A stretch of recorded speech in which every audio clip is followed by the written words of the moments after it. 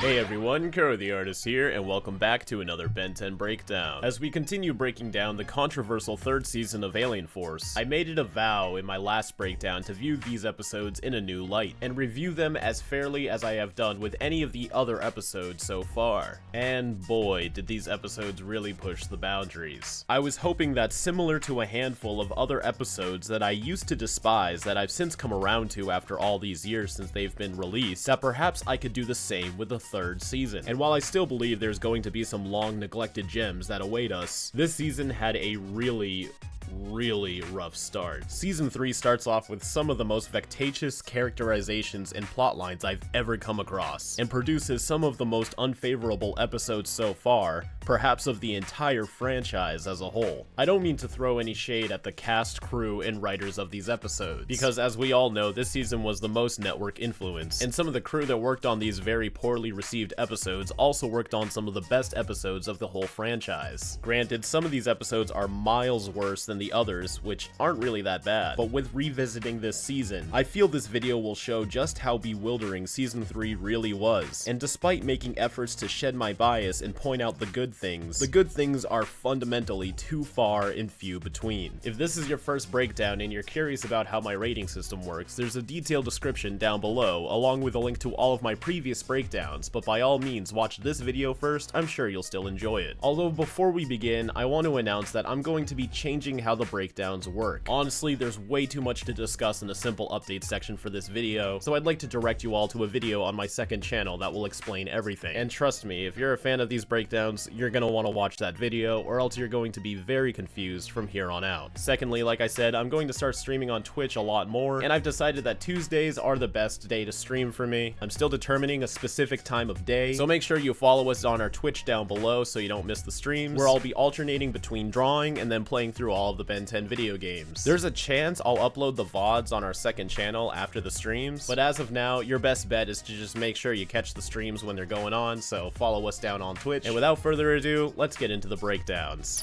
September 18th, 2009 marks the first genuine episode of Season 3 after its 1-hour premiere, with Inferno, written by Len Uli. The trio are lured underground after the sudden appearances of rock-eating creatures in the desert, only to come across Volcanus, who seemingly purchased a document that gives him legal control over the Earth, so he can terraform the planet to be more like his homeworld, which will ultimately doom our Earth as we know it.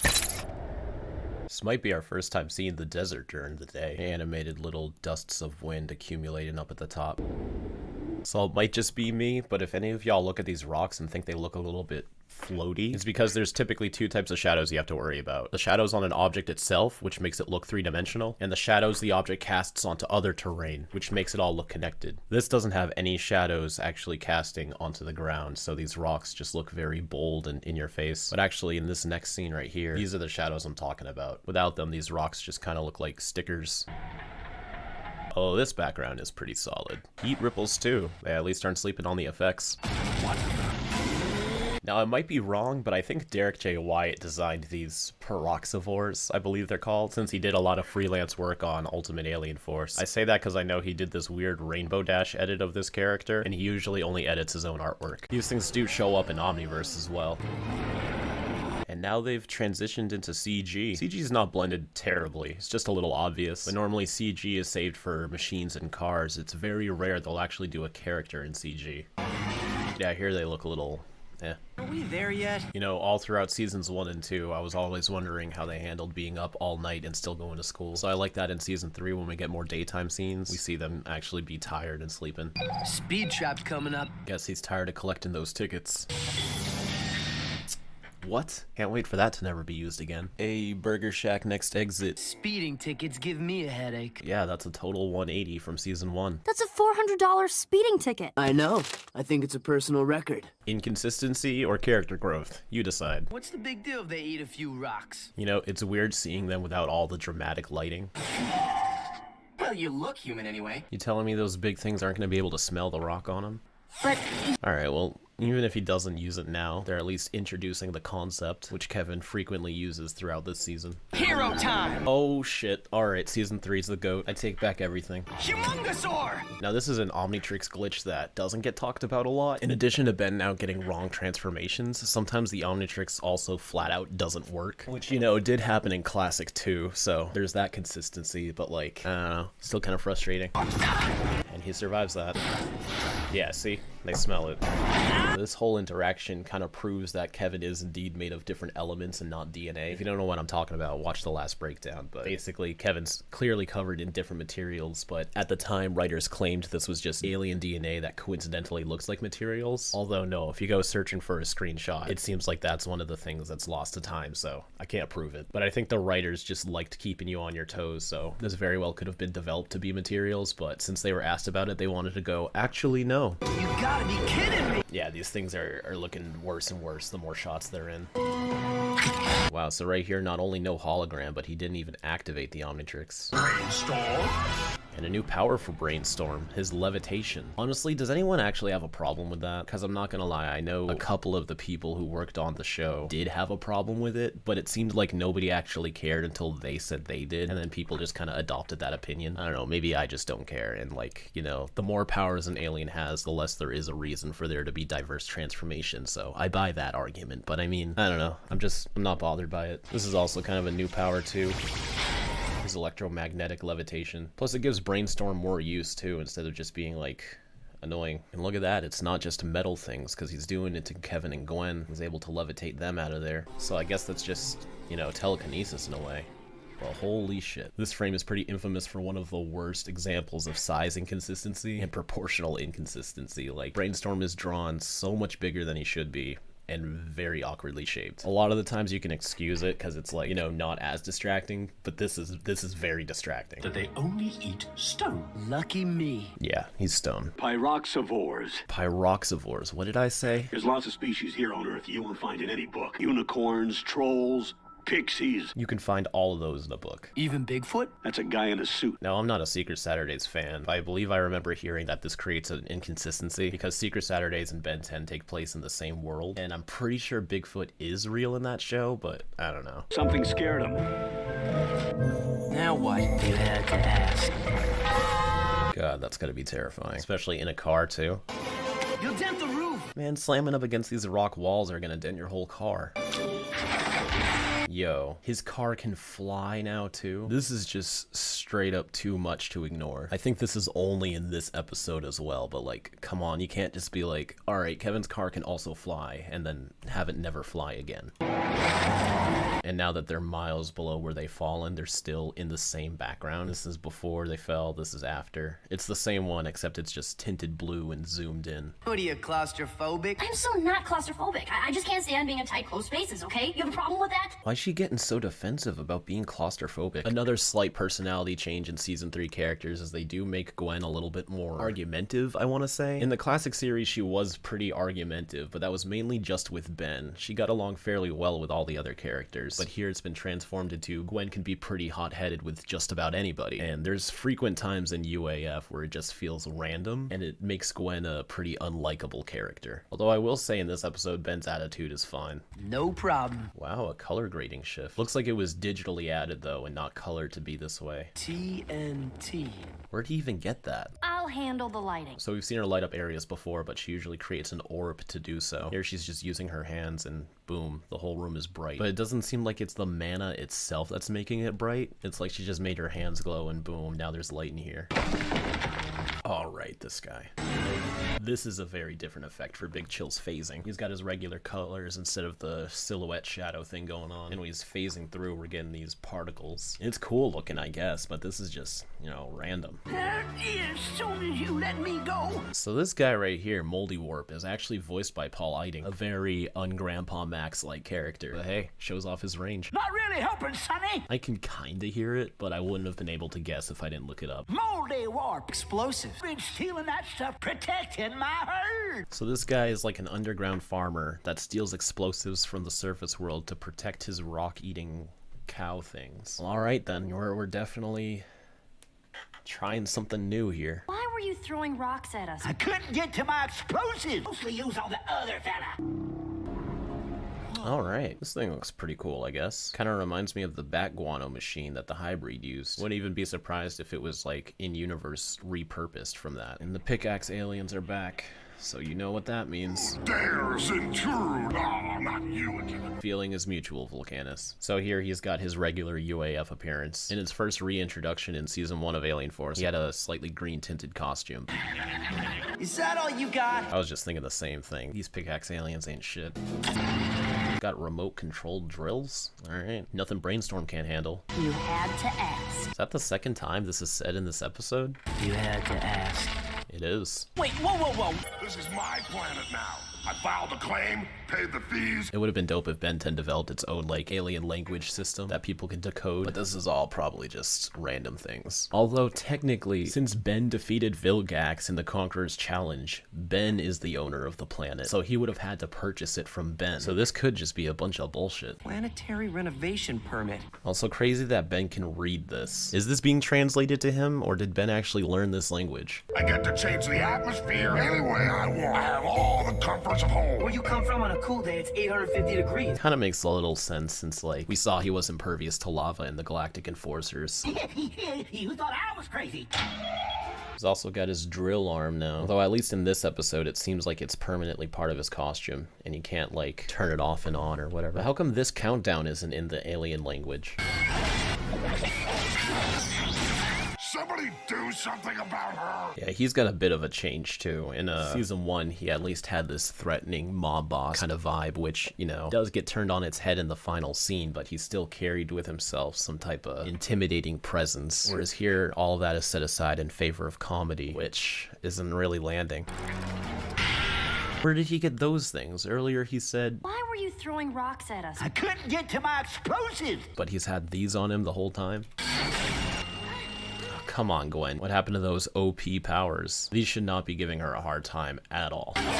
It's hero time, Tin Man! Yo, 2 hero times in one episode? That's unheard of. Maybe my watch is fast. And again, he doesn't even try to activate it either.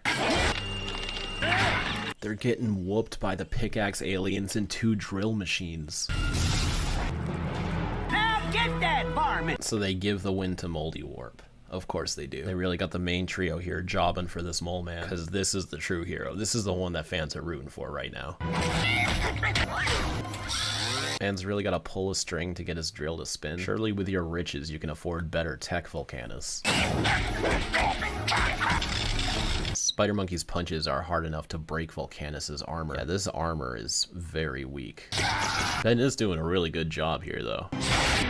Alright, so props to him for coming up with an escape plan, but this also means that his armor can't fly. And even Kevin's car and Brainstorm can fly, and he's ditching those pickaxe aliens too. I guess they're expandable. Ben, what are you doing? What are you doing? You're just standing there. All 3 of you can be trying something right now. It's not all up to Ben. In fact, one of Gwen's shields was able to protect them from an explosion that took out half a mile radius, so like, I don't know, contain the bomb in a shield. I can grab the bomb when it drops. Spider Monkey isn't strong enough to catch something that heavy. Yes, he is. Alright, a transformation sequence between 2 aliens would be cool, but why show human Ben? And secondly, Jet Ray has his own transformation sequence. Humongosaur! By hearing Jet Ray shout Humongosaur, that's kind of funny. Alright, well that works somehow. Everything's okay?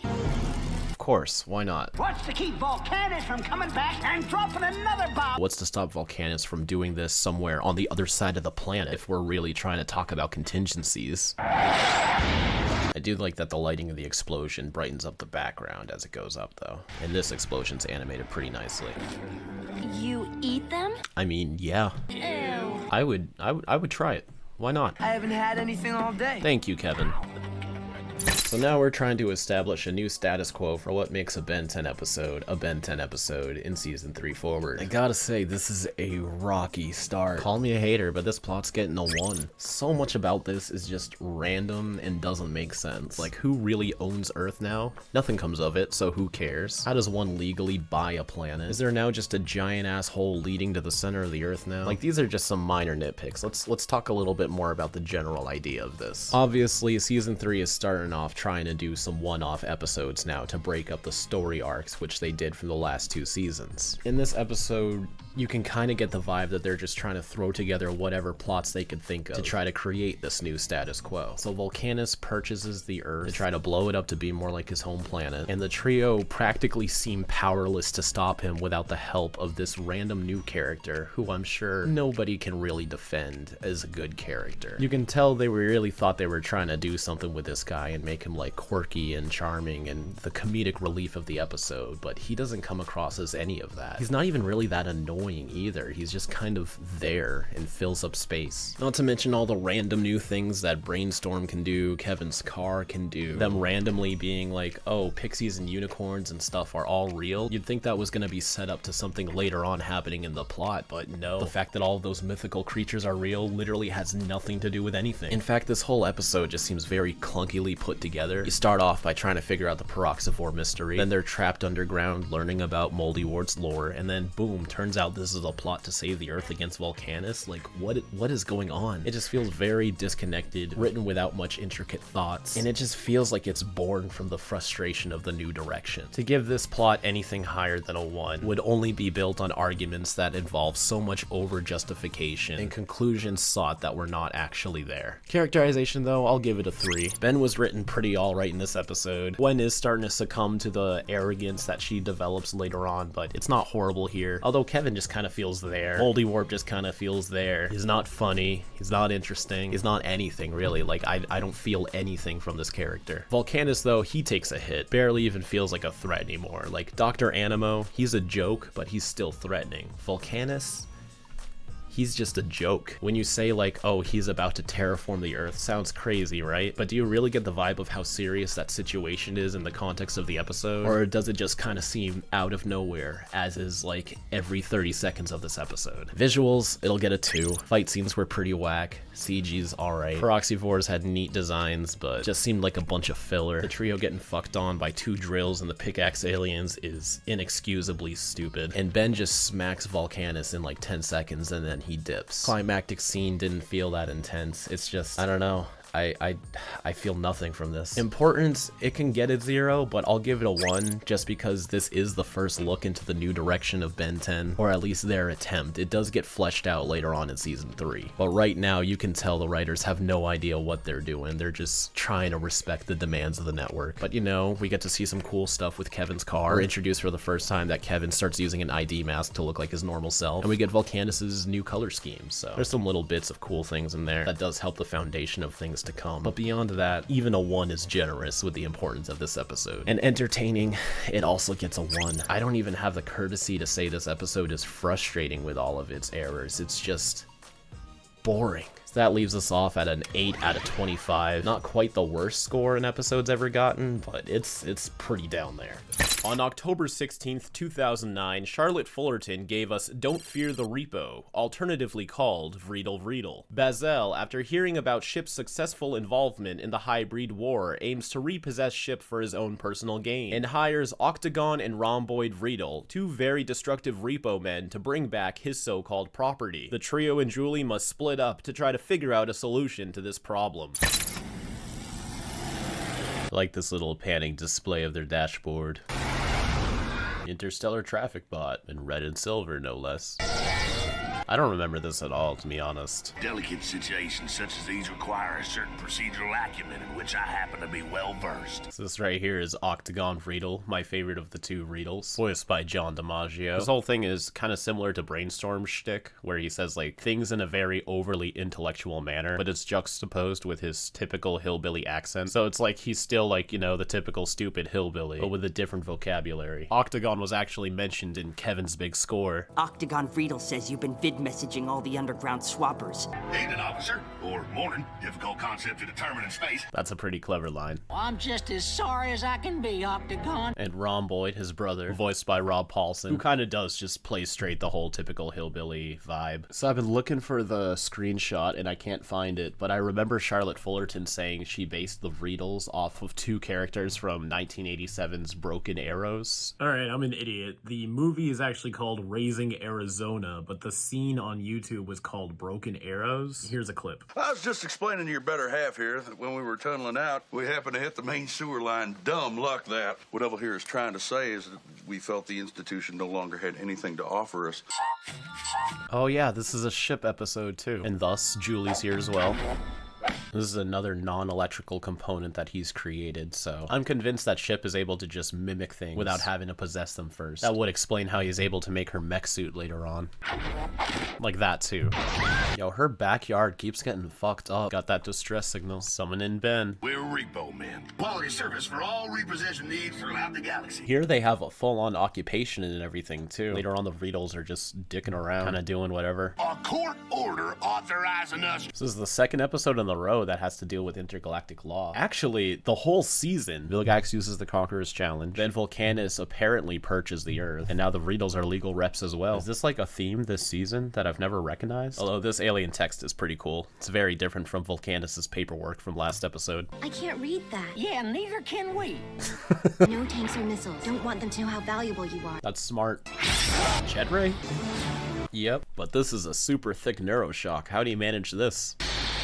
Damn, yeah, that has some width to it. Oh no, the flamingos. Humongosaur! Also, second episode in a row, we've heard Jet Ray say Humongosaur. Humongosaur! Echo, echo! I mean, just try again. You can quick change. Giving Ben the power to quick change yet still mistransform has always been such a frustrating, contradictory fact. Well, alright, back at Kevin's garage. It's legit, alright. You know, last time we saw a picture of a car hanging up, it was red. I like to think that this was his original car that got blown up in War of the Worlds, and this is his memoriam to it. Or it's just, you know, a coloring error. I used to do a little repo work back in the Null Void. Used to do everything. We're not going to let them take you. How else are we supposed to get into outer space? Kevin's car can fly now. You see how that's a big-ass issue now? Don't even try to say, like, it's not space survivable or something, because, you know, that doesn't take much in the Ben 10 universe. I got this. Is this a second garage? I guess that makes sense, since he has, like, a lot of stuff randomly. Maybe he's got, like, a whole row to himself. This looks like that spaceship we borrowed from that guy on the moon that time. Thanks for the recap, although that is a smart callback. Wow, that is fast. I didn't even speed that up. Do you think Ben really cares what happens to Ship? Ship's a powerful weapon. What if he wasn't powerful? That's true. Ben's value in Ship does seem to only come from his capability. And that's one thing that's actually consistent before the personality change, because even in Pet Project, Ben frustratingly didn't seem to value Ship's sentience. What is it with her and that dog, anyway? You guys found it on your first date. I mean, maybe she just likes the dog. Could be that simple. Kevin? Oh, please. Gwen's cool, but you know, complicated? Complicated. It really ain't that complicated, though. It just sounds like they're making up dialogue to fuel the typical boys versus girls sort of thing, but like, you know, they pretty much hooked up at the end of War of the Worlds. I'm assuming they're together by now. This is why their relationship timeline needed to be more clear. Guys. Girls.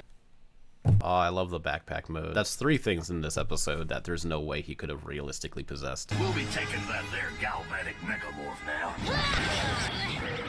Gwen's handling everything right now. Where was this against the pickaxe aliens? This color scheme right here, actually, the 2 types of blues. This is a very frequent color scheme for technology in Ben 10 as well. I rag on the red and silver a lot, but you know, this shows up almost as equally. Red and silver is just more noticeable. I wonder how it feels to be inside of there, because her arm length doesn't match these shoulders, so do you think her actual hands are in there, and we're just supposed to ignore the proportional difference? Or is she, like, squeezed in there like this, or like this, and has to, like, control the robot or whatever, you know what I mean? It's those red circles again that's been used for Cooper and Siphon. I understand reusing the same graphics, but, like, they could have at least tinted it green. Nice.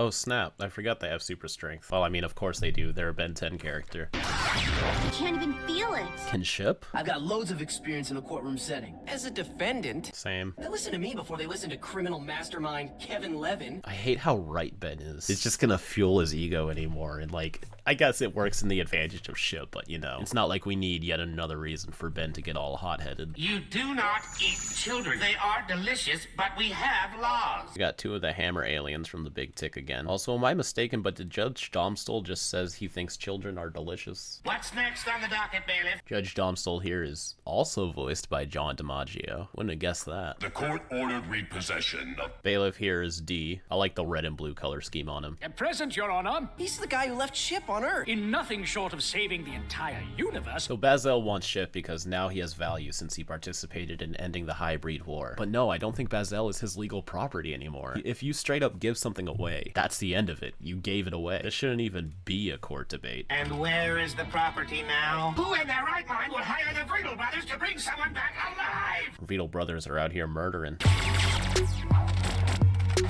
This is fun.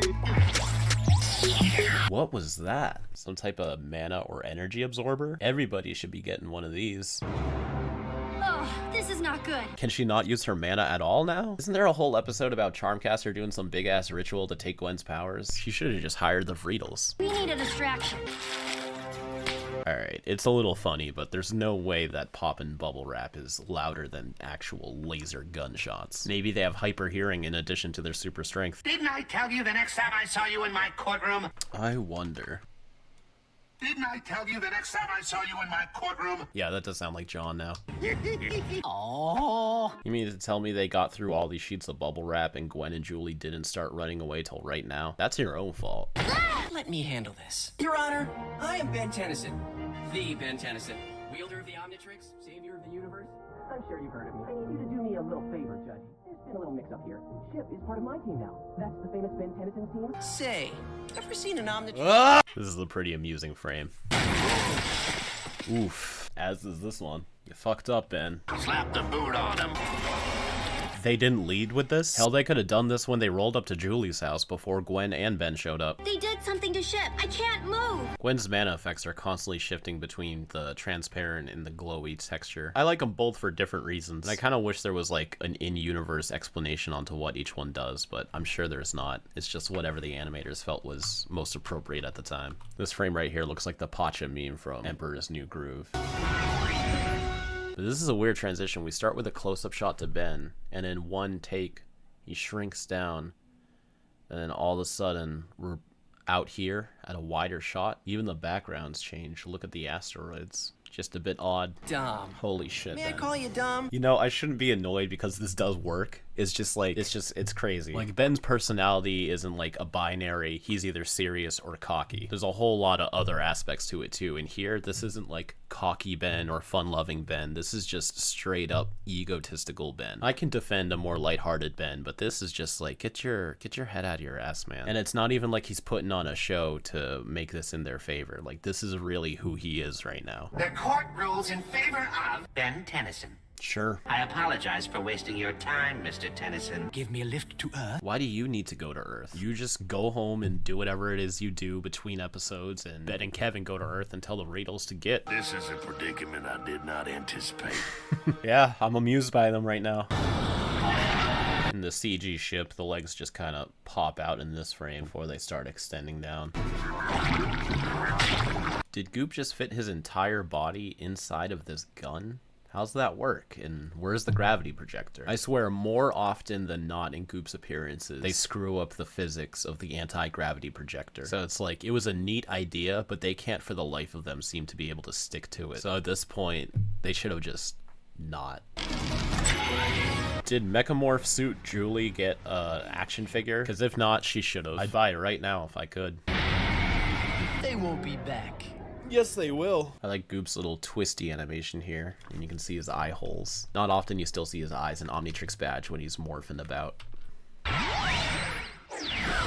Oh, that's so dope. Julie should have became a main part of the team at this point. She's got a battle suit, she's got good chemistry with the trio, well, sometimes, and it adds another perspective to shake things up. You really do care about him and me. I mean, Tragic. How long do you think before they're selling smoothies again? Next episode. Oh yeah, him. Oh, very well. Keep him. Of course she can. You're in the wrong here, man. But, you know, it kind of feels like you're putting a lot of pressure on our relationship. Ben, what the fuck?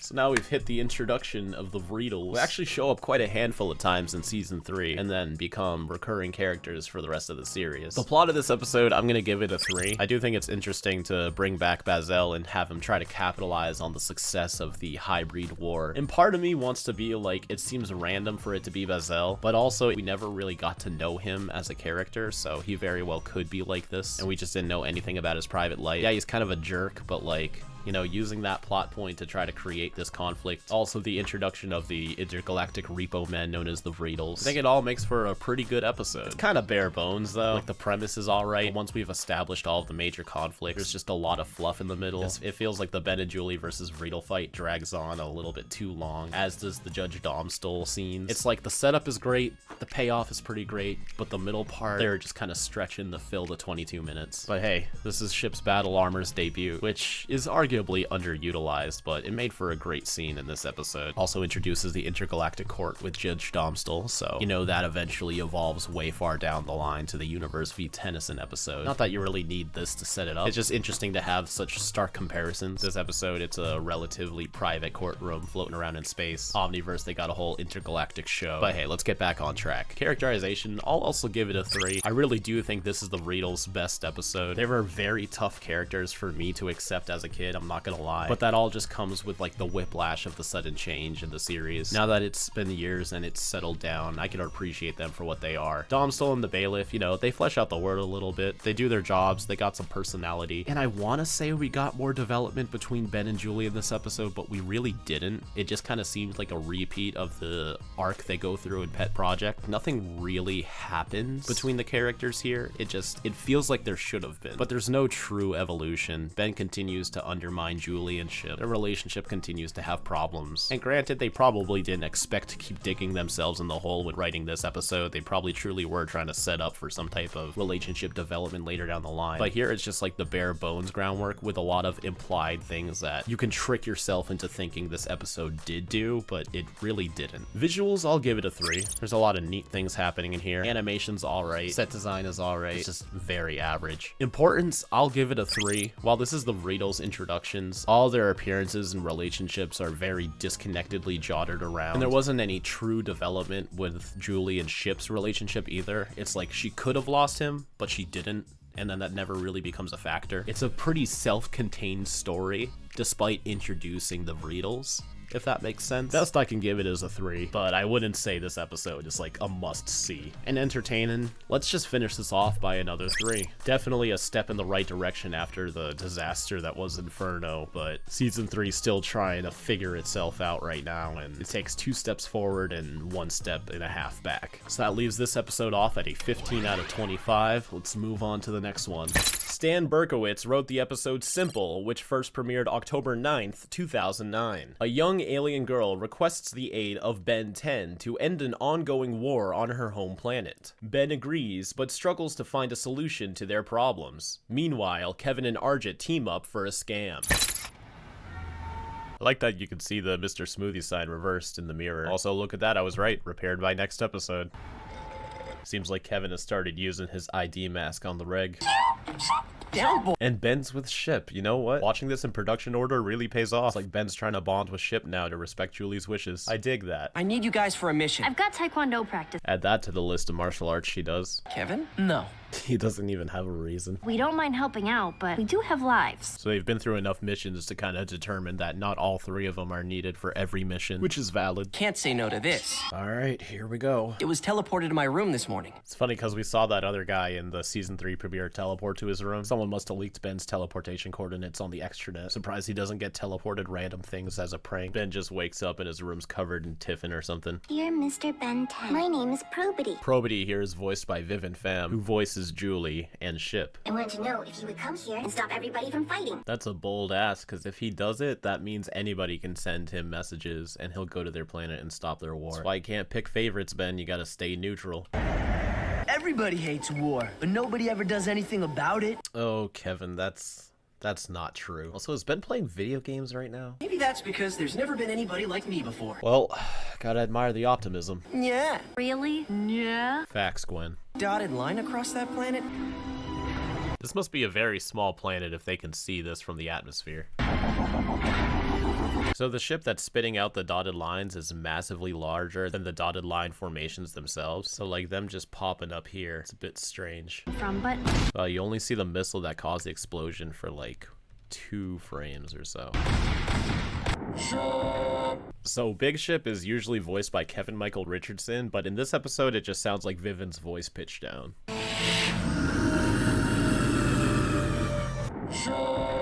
We'd be throwing away a little girl's hope for a world without war. Man, that happens on your own planet. What is she, 5?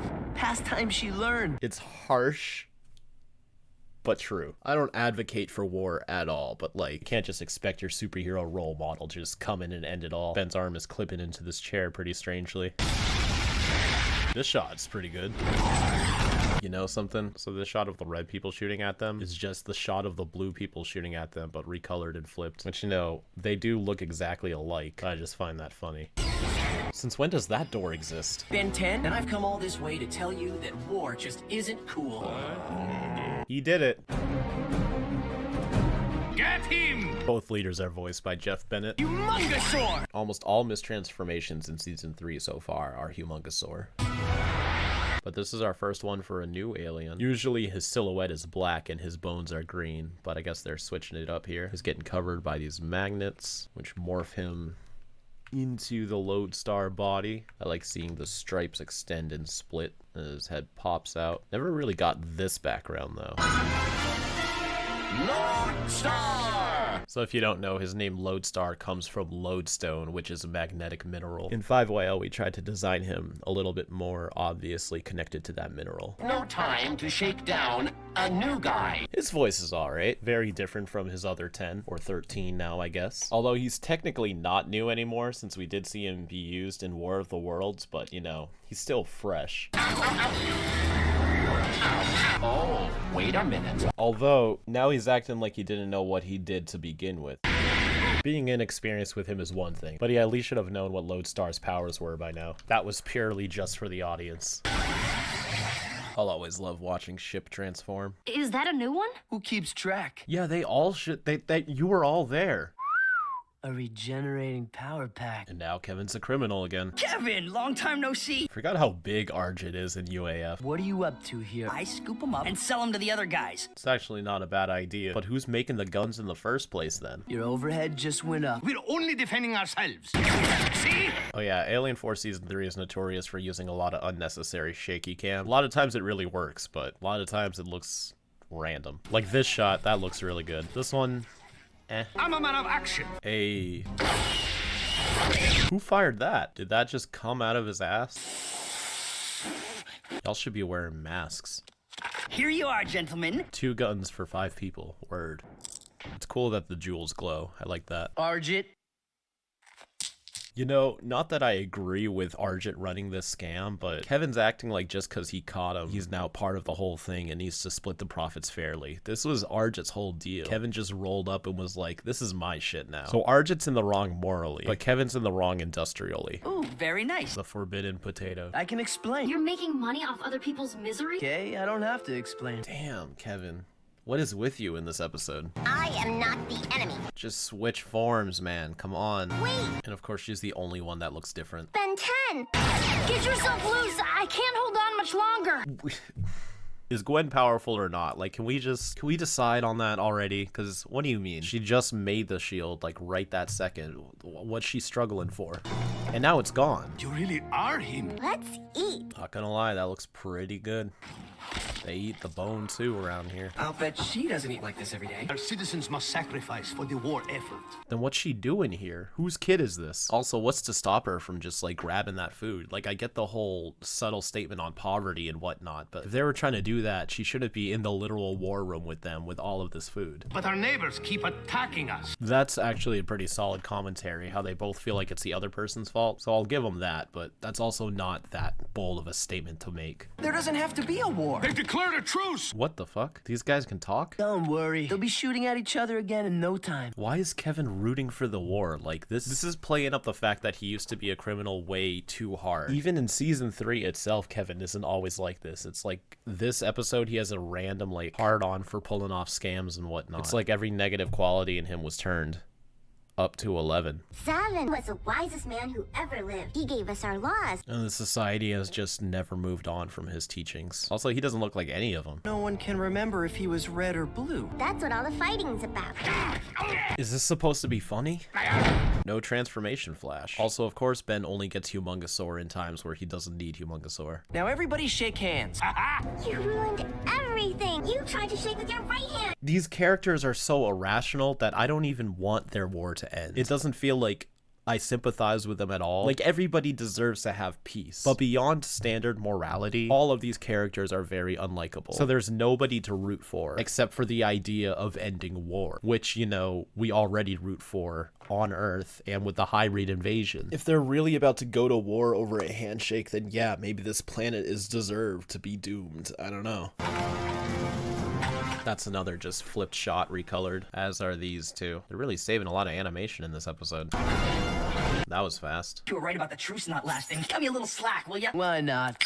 Man, Kevin is really unlikable in this episode too. This doesn't even feel like he's going back to his old roots. It feels like he's just a completely different person. And some more flipped shots. Now it's becoming a little excessive.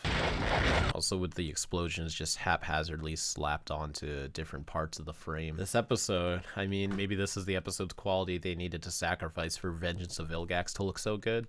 Seems like they were doing better before they started talking. This frame's also a good comparison that Gwen isn't literally just Ben without lips. I know all about that meme. I even left in a joke about it in our gender bent episode, but like there's also face shape and eyebrow shape, so you know there's some more defendable qualities there. Plus, why do they have to look extremely different? They're related. Wow, this background is randomly really good. Children in school with blue trash! Gotta have that racial commentary. Enough! The pure aggressive way he said that is kind of funny to me. Enough! This cave kind of looks like the one that they have on Earth. Help! Also, this guy was just chilling on a rock. He could have just left. Don't hurt me, please! Nobody's leaving this cave until you work out a peace treaty. That's just a flash effect. No transformation bubbles at all. There's not going to be any lunch or dinner. So Ben's kind of in the wrong here too. Like, yeah, he's got good intentions, but he literally kidnapped 2 leaders, shoved them in a cave, and said he's not gonna feed them. This war is turning Ben into a villain. You can't do that! And now he's threatening them with violence. Like, god damn, Ben. There's not a single likable person in this whole episode so far. Aside from Gwen, but that's just because she's barely even in it. We need war. It gives people something to blame their problems on. Okay, so I'm not gonna comment too much on their irrationality in that regard, because the point is it's supposed to be a reflection on our own society. But it's just buried deep within so much bullshit in this episode. It's not even like you can walk away with a war is bad type of morals at the end of this episode. It's just a mess. Where did you get that? I've got these. As does he. This is a cool shot though. I like the planets in the background. Doesn't even get to finish it.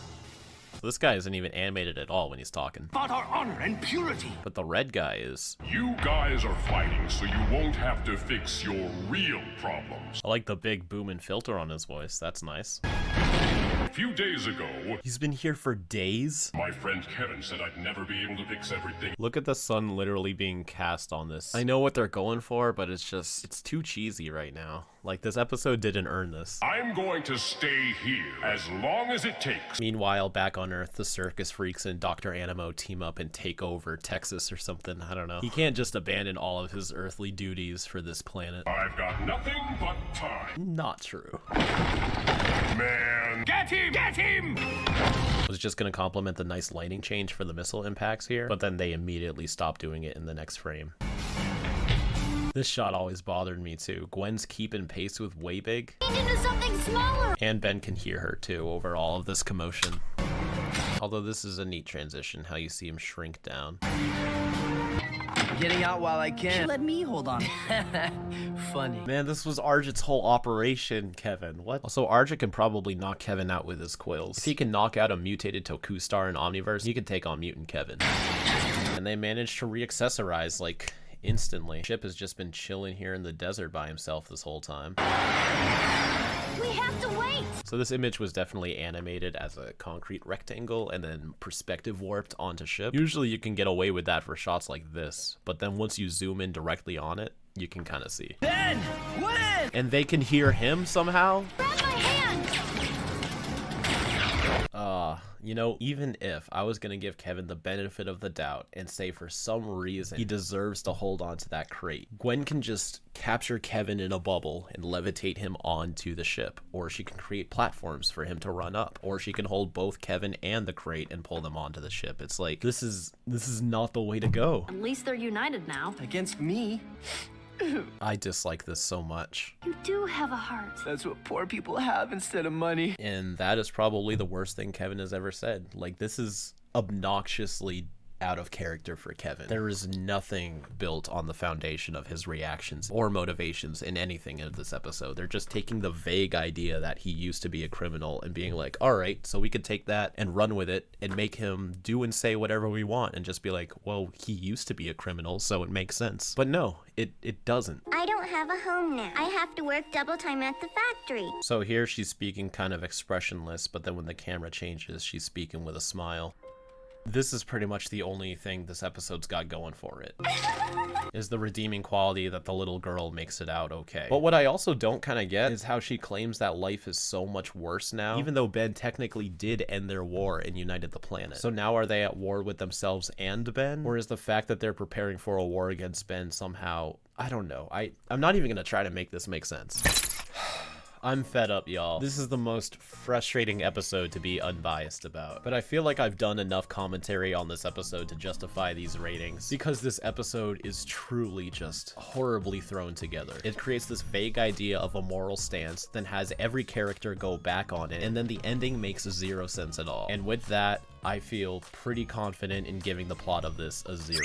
I can't think of a single redeeming quality about this episode. Every single person in this episode is irrational, and the one person who isn't barely gets any screen time. And it's not even like the irrationality is the point, because they don't use the irrationality of the characters to try to build this moral narrative, because there's no payoff, there's no resolution, there's no lesson learned. Ben just comes to this planet, fucks their lives up, and dips. And that's it. That's the episode. And look, I get it. I can see how that can be construed as that was the point too, as in there's nothing you can do to have a resolution to war realistically. But still, it's not even like you're rooting for any of these characters in the first place. What they could have done to try to add more layers to this fact is like, let's talk about the big statue guy, whatever his name is, Zoltan or whatever. He was supposed to be their teacher, and maybe the red side and the blue side were interpreting his teachings in their own ways and focused on different aspects. And the solution would have been to move past his teachings and realize that both of what their interpretations are isn't what his teachings were. Even if they were, if they've stuck for it for that long, it's clearly causing chaos in their society, including Probity, which is why I also called her irrational. The fact that she felt like Ben ruined everything because he did the wrong handshake, like after all this time, these characters should realize that their entire society doesn't make sense. It's not about the war. It's not about all of the fighting. It's not even about the whole moral lesson. It's that these characters suck. Whatever point they were trying to make with this episode was lost with all of the distractions of how poorly put together this episode is, how unlikable everybody is, and also just how forgettable this whole thing is. And even then, you can try to take that premise and make it a comedy, but it's not funny. Even trying to say like Lodestar's debut is a redeeming quality, it's not, because A, it creates an inconsistent tone with his original first transformation in War of the Worlds Part 2. And second, you can very much do without this introduction, and any other time Lodestar shows up, you'd get it. You don't need this. Now, when I give really bad ratings, I always think about the obscure possibility of somebody who worked on the show could potentially be watching these videos. It's so unlikely, it's practically a non-factor. So I never try to go too harsh on the negatives, even if I stand by them. But man, you can tell that even the people who worked on the show probably didn't give a fuck about this episode. It's not good.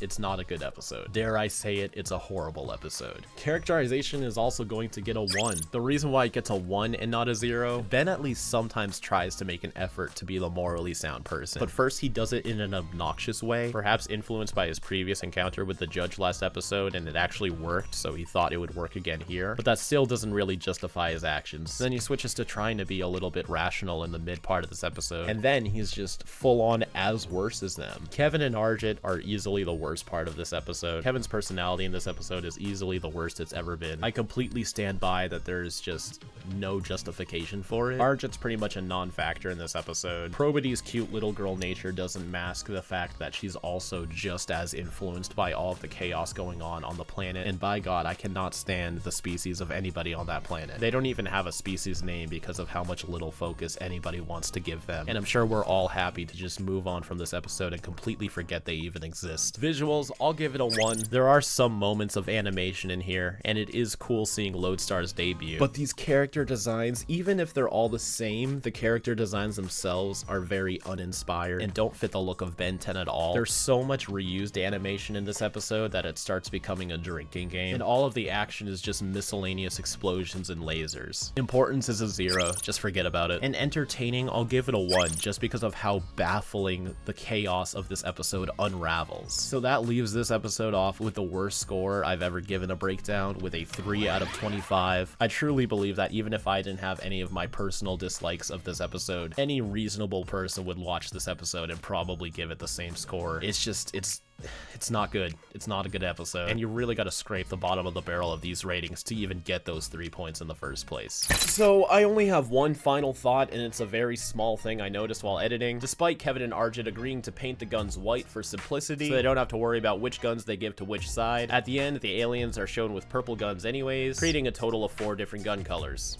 That's about it. Let's also take a quick look at last week's poll. The majority of people didn't mind that Season 3 lacked any story arcs, but still felt like it would have been better with some. And I agree. I'm alright with the change in direction, but it did ultimately feel like something was lacking in the series. For this week's poll, let's just keep things simple. Out of the 3 episodes in this video, which one was your favorite? Let me know in the community tab when this video goes live. I hope you all have a fantastic weekend, and as always, keep it fizzy.